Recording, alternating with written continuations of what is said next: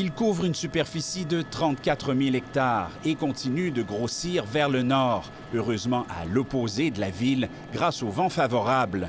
Près de la célèbre rivière Moisy, on voit des milliers d'arbres calcinés et une pourvoirie autochtone de Maliotenam a été ravagée.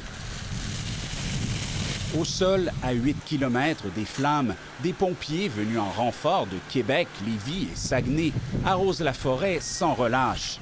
Ici, c'est pour protéger une tour de communication.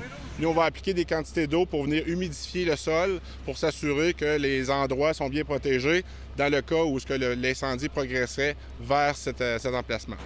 Parce que le feu n'est pas encore maîtrisé. Et les pompiers savent bien que ces flammes ont parcouru 4 km en direction de la ville en une seule nuit vendredi dernier, lorsque les vents soufflaient vers le sud. Très optimiste au moment où on se parle. Pourquoi? Parce qu'au niveau des infrastructures, tout est mis en place pour les protéger.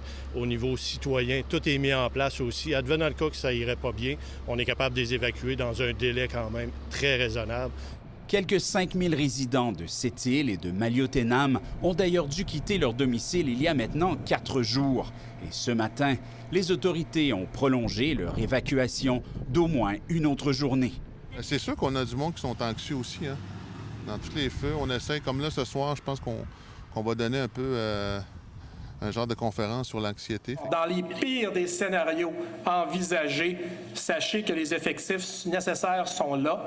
Alors, c'est ça qui nous rassure aujourd'hui. Principalement, 2 types de lances que vous allez utiliser sur le Parce qu'en plus des pompiers, l'armée s'apprête aussi à intervenir à Sept-Îles. Des dizaines de militaires qui ont eu droit au